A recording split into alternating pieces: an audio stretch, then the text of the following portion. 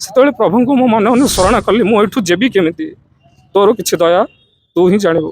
ତେଣୁ ପ୍ରଭୁ ସେଠି କ'ଣ ଲୀଳା କଲେ, ଯଦି ଭକ୍ତ ପ୍ରକୃତରେ ନିଜ ହୃଦୟରୁ ଭଗବାନଙ୍କୁ ଡାକେ ନା, ଭଗବାନ ସତରେ ଏ ହୃଦୟରେ ଶୁଣନ୍ତି।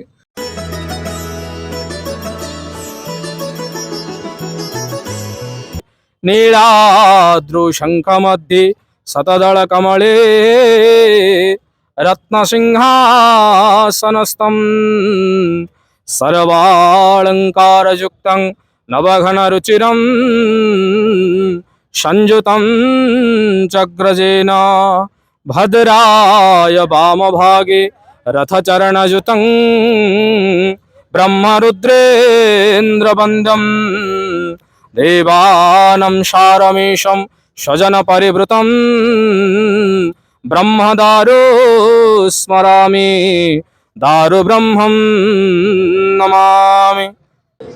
जय जय जगन्नाथ, जय जय जगन्नाथ, जय जय जगन्नाथ। जगतरनाथ जगन्नाथं को प्रणिपात तले अकट कोटि दंडवत मणिमा दंडवत।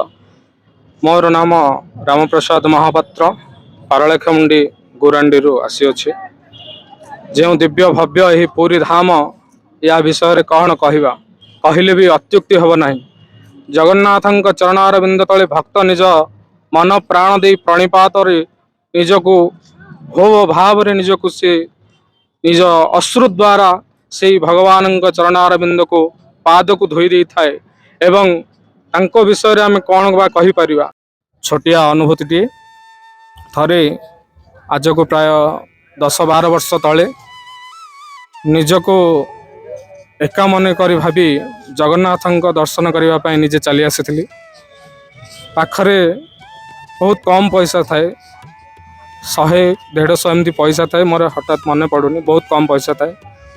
से ही पैसा आ गोटे मनी पर्स, से मनी पर्स सहित से पैसा को लेकिन मुझे पारलाखेमुंडी जगन्नाथ धाम पहुँचवा हेले जहाँ हेले भी हाथ में किसी ना किसी पैसा दरकार हुए।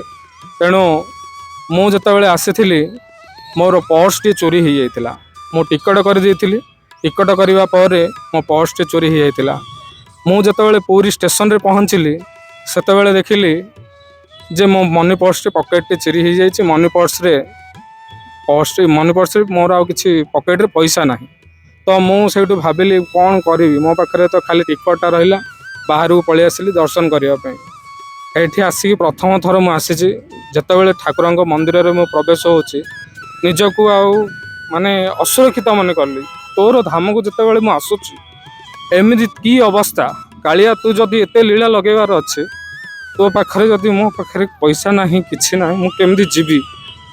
जितेबाला कम बयस थाए पिला माने निजको माने एका साहा करेंगे, पाखरे किए नहांती, बंधु बांधव नहांती, कौन करी से मु किसी कहीपारे। जितेबाला मंदिर भितर मु बसिली एकुटिया से प्रभु को मो मन मन शरण कली, मु एठू जेबी केमिति, तोर किछि दया तू ही जानबू। तेणु प्रभु सेठी कौन लीला कले, मोर जड़े पीयूसी हे दूर संपर्क, तांकर जो आमर बद्रीनाथ रे बाड़ आसला से जोई पुओ जी सी काल हो जाते से समय रे सी आसिचंती तांकर श्राद्ध करने जगन्नाथ धाम को। मुझे देखिली मुझे एकुटिया बसी, सी मत पचारे अरे तू कुआड़े आसु, मुझे कहली मु जगन्नाथ धाम किए आसी ना एका आसी ना आउ किए आसुना ना एकुटिया मुझे आसी आउ किए आसी ना। तो सी कहले चले मो सहित जावा, अन्य बहुत गुड़े कम भी अच्छी। आम स्त्री लोक जो 2-3 जन तांके आसते आउ सहित पुरुष जड़े किए आसी मोर मन पड़ूनी, किंतु मत कहले आ मोर टे भल साहाय्य हम, तू देखा होगलु जा जा। मु निजो मु भावुए मो पाखे पैसा ना, मु केमती घर को जी।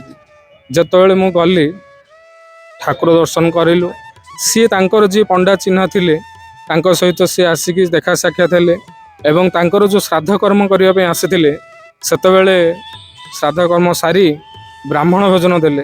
मु भोकिला थाए स्टेशन रू आसिक से पैसा ना, खाइबी कौन, मु निजू निजे कांदू थाए बसिक। से समय जितेबाला चले खाइनु कि खाई न तू सकाल आसी बसु जिते खाइबा चल, से समस्त ब्राह्मण खाई सारे बोले आम प्रसाद सारी सारू जगन्नाथ अभड़ा खाई सारी पुणी सी कहले आ तू एकुटिया कुआडे जीवु, चले आम घर को जीवा।